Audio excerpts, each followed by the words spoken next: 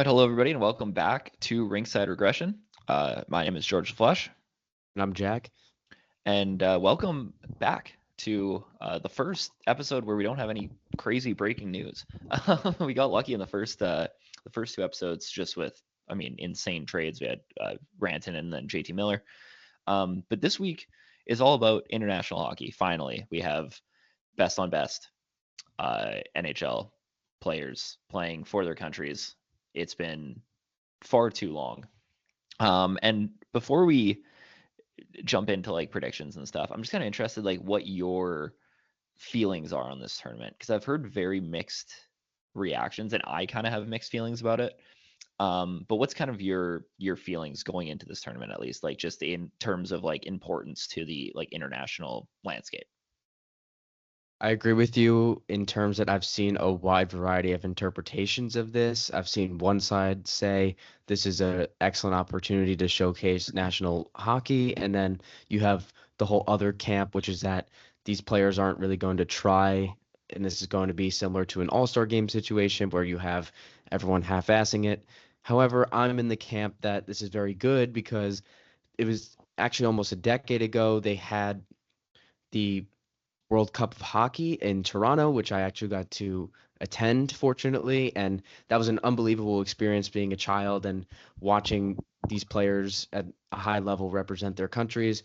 I think this is excellent for the national stage and should hopefully bring some more viewership. And it's nice to get a change up from the All Star game because the All Star game's starting to get a little stale, in my opinion. So I think this Yeah. is good to shake things up and try something new. So being an attendee of the World Cup of Hockey, this is something I'm so excited to watch. Yeah, I agree with that. I think the idea that players aren't going to try, it doesn't hold a lot of weight with me just because like it's a different feeling when you're putting on your country's jersey compared to like a Metro Division All Stars jersey. There's just a lot of like external pride with that, especially because like the majority of these players have never played in a true best on best environment. Like a bunch of them have played in the World Championships, but not in like a everything else is shut down. This is the only thing going on best on best in hockey, and it's actually very few players. I think like there's only like two or three on each team. From one of the stats I saw, like it's not very because it's been 10 years, right? Um, so I don't think that's really a concern. My concern is just I don't know how much like we're gonna look at this tournament in 5 6 years and be like, yeah, Canada won that or the USA won that, and it's a big deal. Like I think this is of the international like professional tournaments that we have. I don't know where people are gonna rank this just based on the fact that it's only four countries and uh, it's very it's gimmicky in the sense that it's like 2.5 weeks I think, or 10 days, something like that. I don't know exactly how long it is, but I have concerns about the longevity of people caring about this tournament. Obviously, like it's not something the NHL is thinking about doing again. Um, they've already said that they're going to try to alternate between the World Cup and the Olympics every 2 years, and that starts in 2026, which I think is the better option. I'm interested as to why they didn't just go with a World Cup of hockey this year. Um, I understand that they don't they didn't want to just jump into that, but it worked really well um, the last time they did it. And I guess the biggest concern in terms of like a World Cup is just the fact they couldn't have Russia in it, or I guess they could because it's not a IIHF sanctioned tournament, but it clearly they didn't want to do Russia anyway, so that would have made things extremely difficult, especially because they would have only been picking from.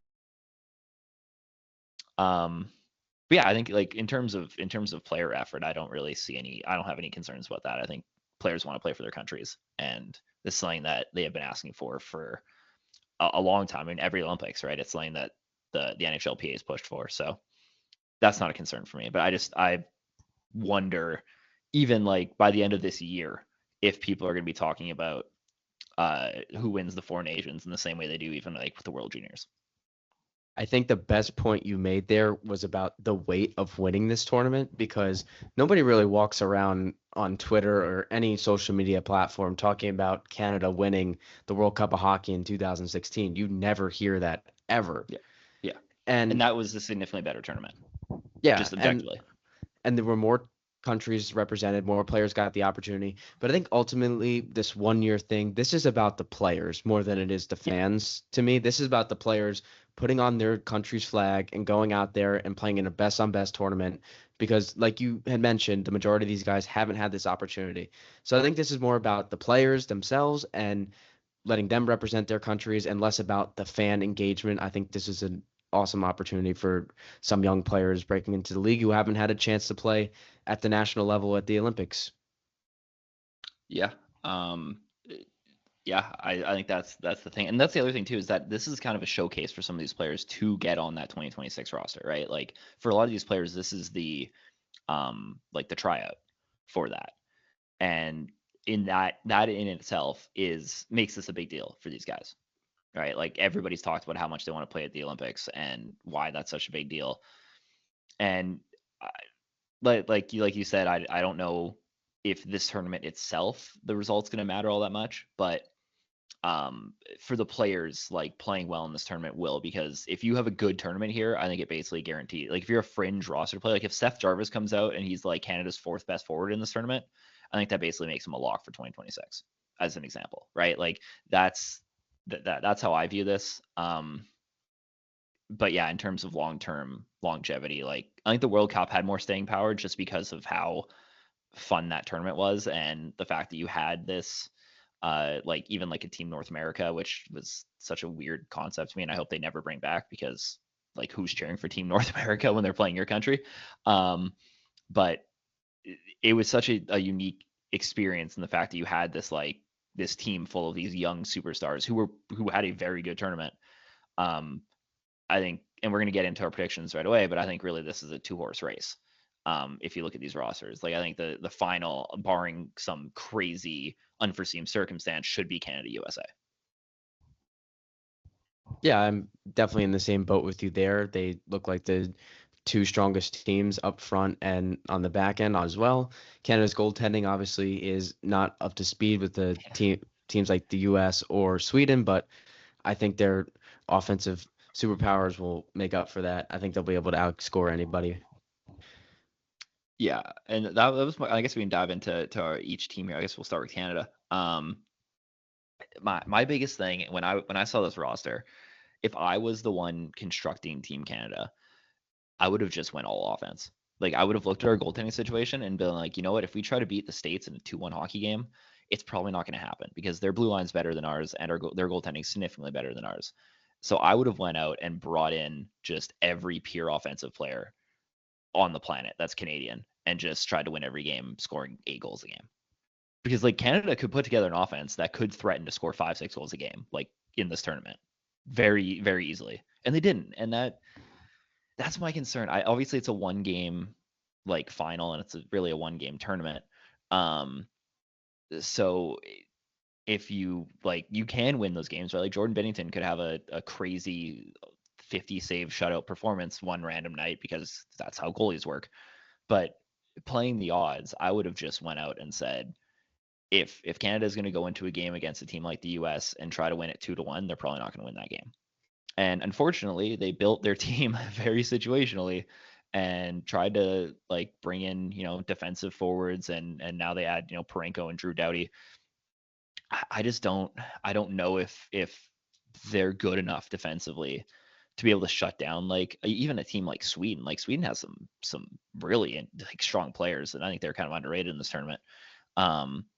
And even Finland's got guys who can score at least in their top 6 like pretty consistently. So I don't know how, and the States kind of did this too with guys like Kreider and that, where I just think the overemphasis on these like utility defensive players was a little um kind of like over management by both Canada and USA, but more so Canada's sake just because of how bad their goaltending projects to be in this tournament. So that's my biggest concern with this roster.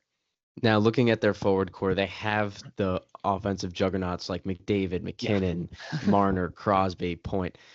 And then you sort of move down the lineup and you see players like Seth Jarvis, Anthony Cirelli, more of those defensive two-way specialists who are like a few snubs that Canada could have brought in offensively, in your opinion, that are just pure skill that would have helped push that narrative. I mean, like Mark Scheifele seems to be the big one, right? Like he's kind of the guy that is having a really strong season this year, obviously in Winnipeg. But he's just kind of one of those all offensive, I'm not going to play defense kind of style guys. And I mean, you could throw him on a line with a guy like Mark Stone and cover some of that up, right? Like I think Nick Suzuki is another one that people were kind of surprised was left off this roster. Obviously, there was issues with him not wanting to go play at the World Championships, and that seems to be the reason why he was left off. Because there's Hockey Canada's full of politics, so that's is what it is. But in a perfect world, I think he's somebody that you probably look at. Even like a Matt Barzal, I know he had injury problems this year, and he's maybe not looked at as like the most offensive player, just based on the style they run in New York. But I think you put him on a line with some of these. I mean, pick any of the top 6 forwards on this team and throw Matt Barzal with them, and I think you're looking at somebody who could have a really strong tournament. So those are 3 guys immediately that kind of popped out to me that I was surprised didn't get much of a look. I guess Scheifele is kind of the big one. Even as like a 13th forward. But I understand like based on how they built this team, but like just like pound for pound skill, I think Mark Scheifele is better than pretty much everybody in that bottom 6. Maybe besides the Brayden Point, but like that was kind of the big one for me. But again, like that's not how they built this team. And even defensively, right? You can talk about guys like Evan Bouchard and Dougie Hamilton who were left off this team for pure defensemen. And I understand the mindset, but I don't think the goaltending is good enough to warrant adding guys who are going to play like 8 minutes a night to try to shut down a Matthews, whatever the I don't know what the U.S. are running as their top line, but I'm sure it's almost as loaded as Canada's is. I don't know how to pull it up, but like you're gonna have a tough time shutting down like a Kyle Connor, Jack Eichel, Austin Matthews line, no matter who you put out there. So that's my kind of concern with this. I think they might have overmanaged it a little bit. But I don't know. Maybe there's somebody else I'm missing on that list too. But looking at this roster too for Canada, they have a nice sort of mix of youth and up and coming guys, and also those veterans. They have Mark Stone, Crosby, and Marchand up on the forward core who are seasoned guys that have been around for a long time. And then you also have some young guys up and coming like Seth Jarvis and Brandon Hagel who have bursted onto the scene as well. So I think it's a pretty interesting team dynamic. They definitely look for some more defensive stability and didn't try to go all out on the offense. Even on defense, they pick a guy like Colton Parayko too, who not many people projected to make this roster. And they even have some up and coming stars like Shea Theodore too, who's been around for a little bit and probably deserves a roster spot on this team. He's having a good season with Vegas too. Yeah, no, absolutely. So yeah, like again, I think a lot of those young guys, like a Seth Jarvis, like this is, I think he's on this roster mostly to see if he can be on the Olympic roster, right? Like that's like this is the tryout to see how he fits in a team like this, and which is why I was surprised they didn't bring Bedard. If that was the mindset, if they just wanted to kind of like you don't have to play Connor Bedard in this tournament. Now I get the NHL probably would have pressured them to play him if they brought him on the team just because of marketing reasons. But like that's somebody that I was kind of surprised wasn't the 13th forward on this team, just because like just have him around like an international type like setting, because like he's got to be a lock to be on the Olympic team in 2026, right? Like that seems like a no-brainer 2 years from now, unless something goes completely wrong with his development. But that was kind of surprising to not have him there. There was also an outside case. Like I heard Alexei Lafreniere's name getting thrown around a little bit. I don't know if he's going to be good enough in 2026 to push for an Olympic spot, but just like I understand having guys on this team that are younger and trying to get them ingrained in the system. But Bedard was kind of if that was the mindset, I'm surprised that Connor Bedard wasn't there just to even sell jerseys. Like the NHL would have loved that, right? He would have been probably the 3rd or 4th highest selling jersey on this team, even if he didn't play a game. Like probably behind McDavid, McKinnon, and Crosby. And maybe Makar, right? Like those are the 4. So he'd be like 4 or 5. So and he wouldn't even have to play a second. So, but I mean, hey, I don't know. Before we move on, I want to know who you think is the weakest link on the forward core for Canada and the defensive core. I have concerns about how much value a guy like Anthony Cirelli is going to bring to this forward core. Like I love Anthony Cirelli. This isn't a shot on him, but it's a lot different playing against like NHL teams compared to, like I said, like an all-star top 6, like the team like the States, or even like Finland, Sweden's top 6s would be some of the best in the NHL if they were on an NHL roster. So I don't know how much utility a player of that style has in a tournament like this. So he concerns me slightly.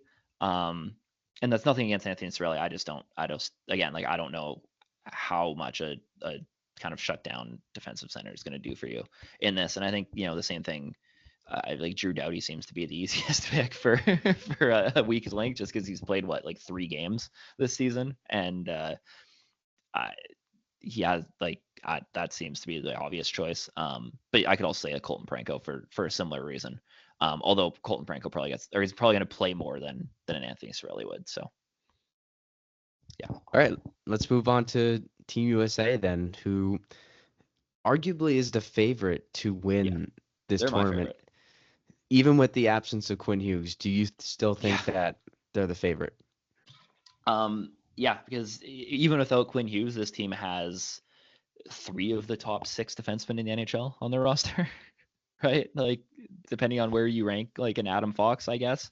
But like, you have Zach Werenski, who's having a phenomenal season this year. Adam Fox has been great. You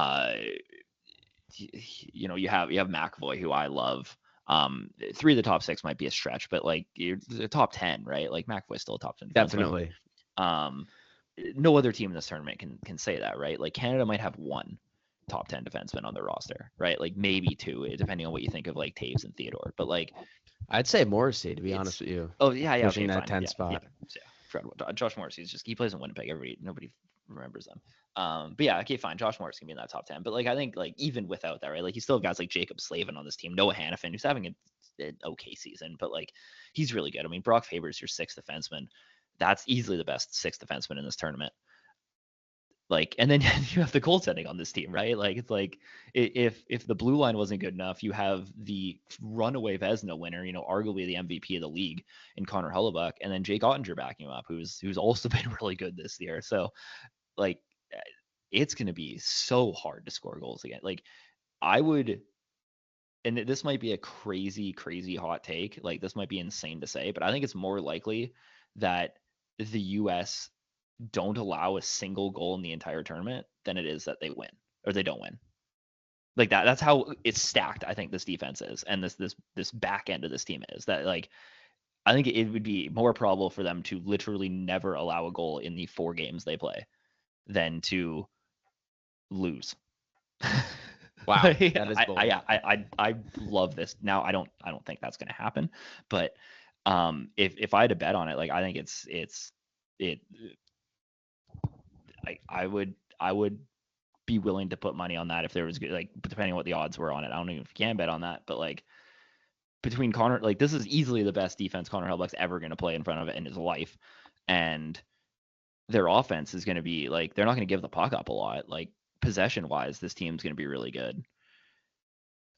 Like outside of Canada, like I don't like this team might not allow a goal for 2 of the 3 games in the first 3.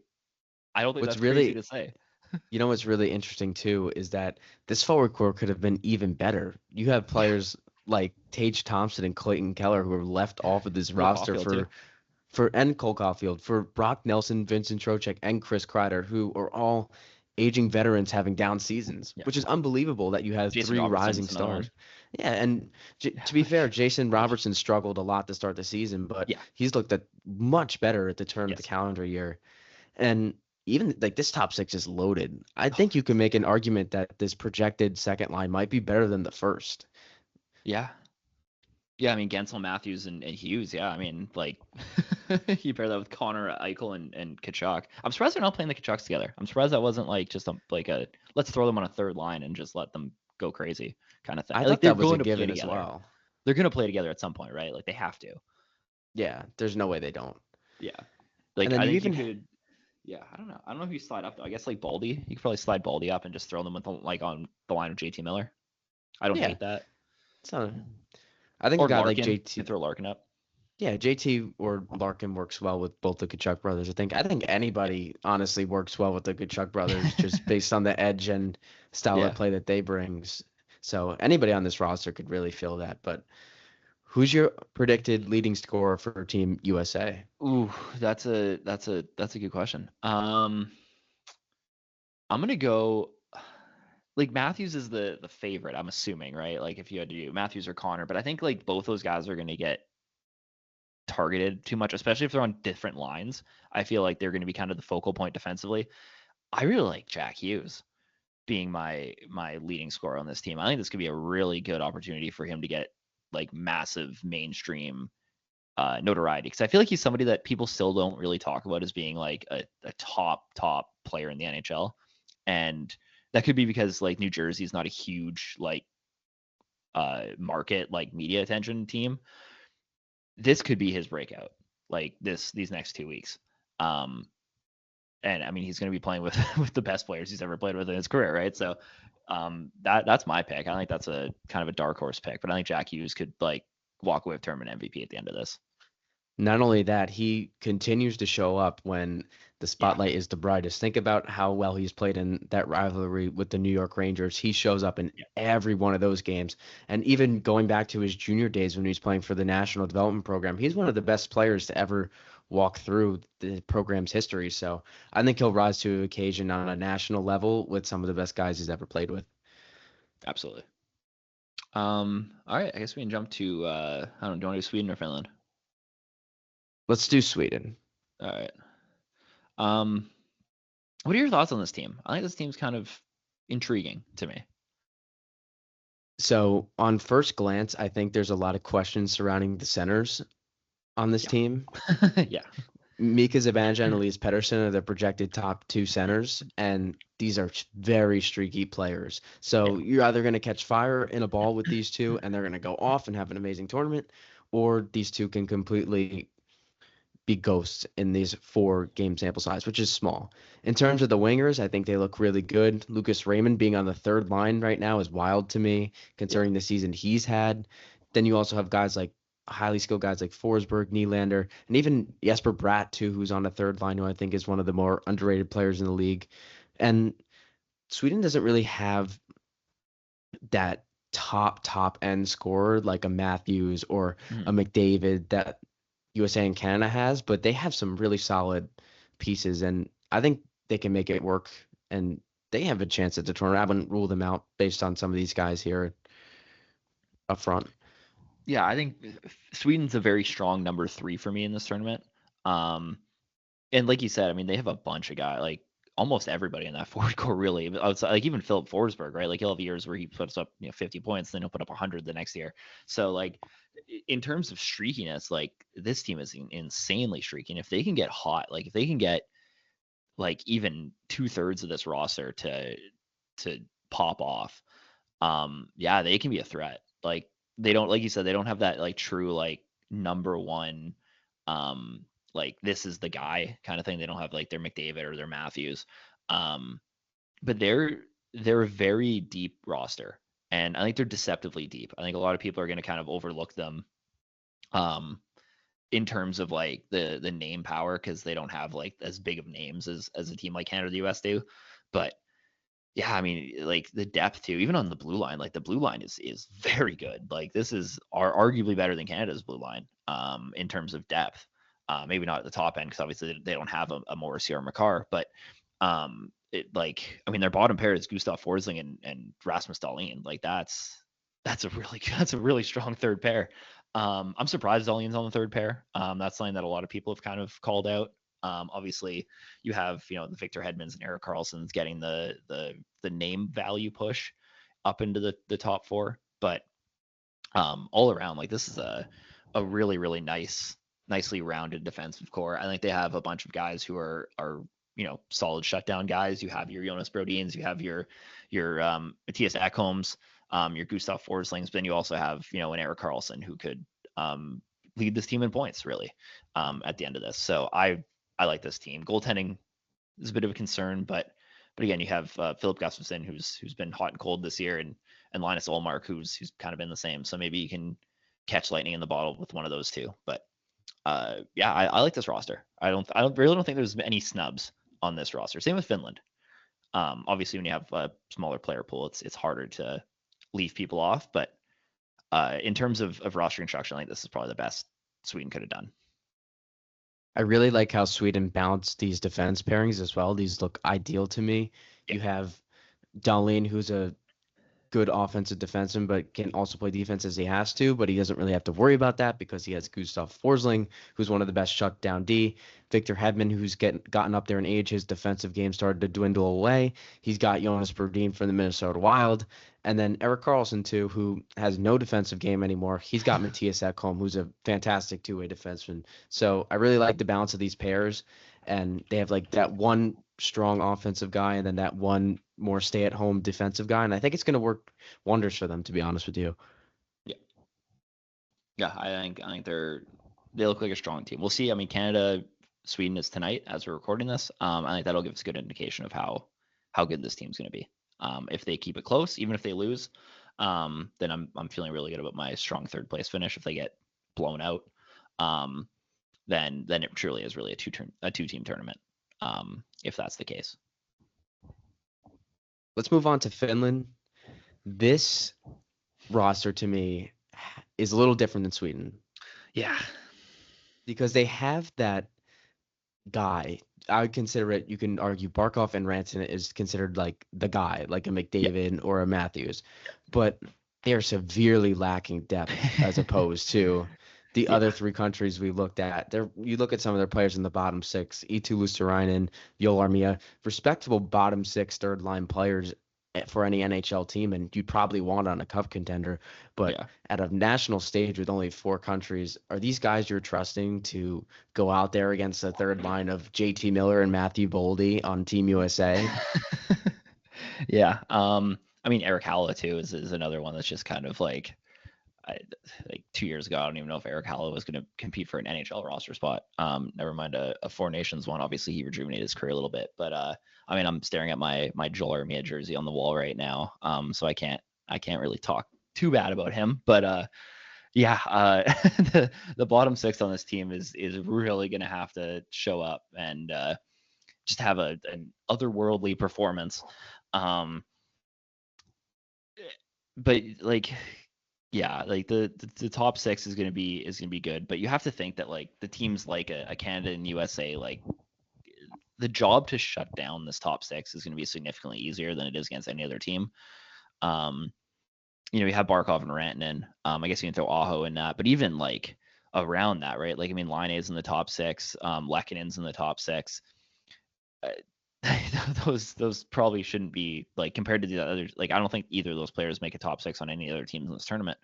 So yeah, the depth outside of those top two guys really concerns me with this roster, and it might be a tough tournament if they don't have like an insane performance from either a goaltender or somebody that we just don't see coming. And speaking of the depth, it doesn't get much better if we move to the back end. Their best defender right now is Esa Lindell, who probably wouldn't crack any of the other three rosters as a number one. So it's not looking great. Obviously, they have injuries. Miro Heiskanen is out for this tournament. And there's somebody else too, right? That's missing this tournament. There was. I can't remember who it was, but I think there's somebody else. Yeah, because they have two like Vaakanainen and Mantipalo. Mantipalo, that's who it was that they had to bring in. So they had two. I can't remember who the other injury was too, but it was somebody significant. So I apologize for not knowing who that was. But yeah, Miro Heiskanen is the big one for sure. This blue line, it's gonna be tough. You're gonna have to shut down two of the best offensive units ever assembled. It's not going to be easy. This is a team that if you're betting, I would bet the over in every game that Finland's a part of. I feel like that's a safe thing to do. Obviously, now the caveat to that is UC Saros, right? This very well can be the oh my god, UC Saros is actually a top like 3 goalie in the NHL 2-week span, right? Like if Finland's able to shock the world and beat a Canada or US, even in like a round robin game, right? And it is almost certainly going to be because UC Saros puts up like a 44 save performance. So this very much could be his like, wow, we need to start throwing him back in that conversation. I think it's unlikely because I think he's going to get shelled most games, to put it nicely. But again, like, I think he's definitely the X factor on this team, very easily the X factor on this team. And one player on the back end that I just want to shout out, who I think could have a good tournament, is Yusuf Alamaki, who's playing for the Utah Hockey Club right now. Over the past few seasons, he's looked great defensively. I think he could be a potential guy you rely on to shut down top opponents. He's just a player that I've liked over the years, and I think could be a potential good fit to throw out against some of the better players. Do I think he necessarily will get the job done against the McDavids and the McKinnons of the world? Probably not. But do you see this Finland team going up against USA and the final score being like an 8-2 game this week? Yeah, I wouldn't be surprised. Yeah. Like, But again, like, I think Saros is kind of the big, like, wrench in that. But like, if for some reason Kevin Lankinen's the one starting that game, yeah, I think 8-2 is a very reasonable score for how that game could turn out. I mean, yeah, like, I love UC Saros, so like, I'll stand by him forever. But like, this blue line core might be worse than what he has in Nashville the last couple of years. So no, this is 100% worse because you have Roman Josi on that back end, who yeah, exactly, is head and shoulders better than any single one of these defenders. Yeah, so that's kind of insane for a tournament like this. It would be really interesting to see. Now, obviously, I understand, like, the Canada, US, Sweden, Finland thing is like the rivalries of those teams, obviously. I'd be curious to see. I think this tournament would have been far more competitive with Russia being the fourth team. Obviously, there's a lot of issues with that. Like, I'm not going to get into the reasons why they're not in the tournament, but I mean, you have the best goaltending trio in the NHL. In the goalies that have been able to bring in Vasilevsky, Shesterkin, and Sorokin. You would have had a much better offense, a pretty good defense too. I think it's unfortunate that, and this is nothing. Again, Finland could win this tournament in 2 weeks, and then I look like an idiot. But I'd like to see more than 4 teams in something like this. But if you had to pick 4 without any other outside factors, like, everybody would have rather to see Russia be the 4th team here, and then you really have a, like, any of those 4 teams on any given day could win games. I don't know if I have Finland winning a game in this tournament. I think this ultimately could have been arguably the USA-Canada 2-nation face-off, just a best of 5 series. Yeah, and have those 2 teams go at it every night. I think that would have been really interesting too. That would have been kind of fun. Just a 7. Let's do, like, even do a 7-game series. Like, why not? Just maybe the game time wouldn't have worked for that. But yeah, 5 seems like a fair number. 10 days, they play every other day. Sure, why not? But say if someone gets swept, then you only get 3 games. So yeah, exactly. That's only one. That's one less than you're playing in this tournament. So that works out. Yeah. Quickly, predictions for this Canada USA final, I feel like, is the pick, and then you can kind of, like, lean either. I mean, I feel like people from those countries are going to lean towards their teams, but I have the States winning it. But I feel like that's the final everybody has, right? Like, nobody's picking Sweden. I'm not picking Sweden. I'm going to go with the same final as you and the same winner. Yeah, I think that's the safe pick. Maybe Jordan Binnington has a 2019 Cup run in him, but I think that's unlikely. So we will call it a day there. I think we're at like 40 minutes. That was good. That was a good chat about the standings there. When we come back next week, we'll update the 4 nations. We'll also bring back the weekly or the bi-weekly tier rankings. We just didn't have enough time today, but we will do those next week. They won't change because there's no NHL hockey between then and now. But thank you guys for listening.